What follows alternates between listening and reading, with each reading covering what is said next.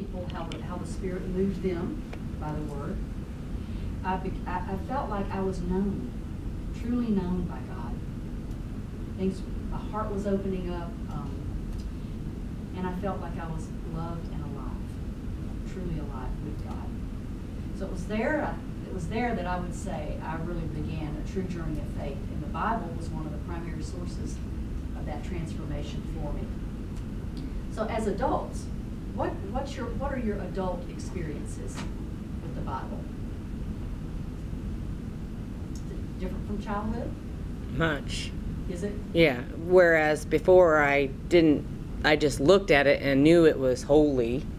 Now, now I take it with me wherever I go. I have a version of it on my iPad. I have many versions of it, and I pretty much stick with one version that I read, and then I look and see what the others say to see if I can pull anything from that as well. Mm-hmm. And but 3 years ago I was challenged to read the Bible throughout a year, mm-hmm. and I've done that, and now I can't put it down.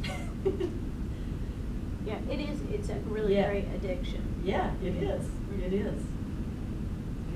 I've discovered that the Bible's the life map, and when I find myself going off the path, when I get back into the Word, it brings me back to my destiny where I need to be. Mm-hmm. It's comfortable. Comfortable. Your relationship with Yeah, it. it's very comforting. Very comforting. Peaceful. It's come alive. The stories are real and powerful and miraculous. And I love Bible study now. It's not just a story. And I love listening to Beth Moore and being involved with other women and sharing. And it's an amazing way to build relationships with other people as well as with the Lord. So it's a whole different experience. One of the greatest sermons I ever heard was from Lorraine Livingston down at Central Church of God. I don't know if any of y'all are familiar with Lorraine Livingston at Central Church of God, but he's on you can watch him on the computer, and he's kind of a fiery preacher. And where you were saying I have a very comfortable relationship with the Bible, but also I think it's real important to look at if the Bible should make you feel uncomfortable. Yeah. You know what I mean? Yeah. So it's both and. Oh, yeah. It's Oh, both yeah. and. Oh, yeah. So, but he said, why this Bible is full of all these stories about all these people that make all these mistakes, that struggle and do whatever, because it's you're supposed to find somebody in there that is your story. And so, I think I'm Ruth, and so that he wrote it with all these different characters, and some of them are real characters, and so that you can identify with who you are and what the outcome could be. So you can really find yourself in there, and that's what has been my experience. I found myself in there. I found God in there, but I also found Nicole in there. Absolutely. Absolutely. So I would take that a step further. I would definitely take that a step further.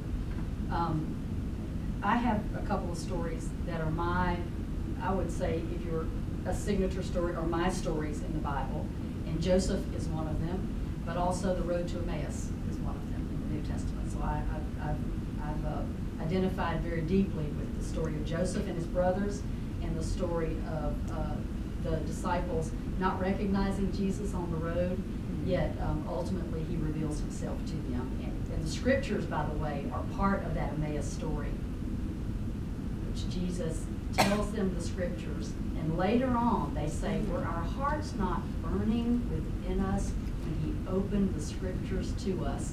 That is the power of the Bible. Amen. Hearts are burning within you.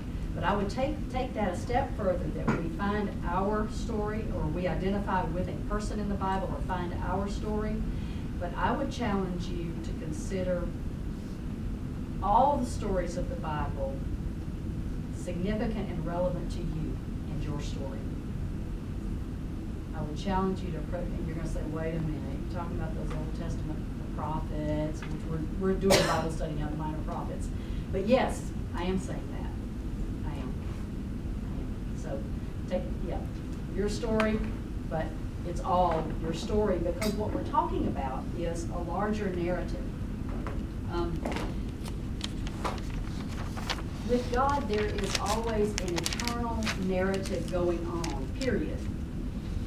There is a God story going on all the time. A universal, cosmic, bigger than life God story is always unfolding. And how is that conveyed to us, though, in the Bible? It's given to us, as we've just been talking about, as stories of people, individuals, families, or nations. It's given to us in a variety of ways, in poetry, in letters, in hymns, in prayers, and in statements of faith. God has authored these holy writings through the lenses and experiences and expressions of those who wrote the words down, and those who compiled the various books of the Bible. So in this, I mean that God has given us the story through people, experiences of people. He speaks to us on a personal level in the context of our personal lives. It's not some story out there.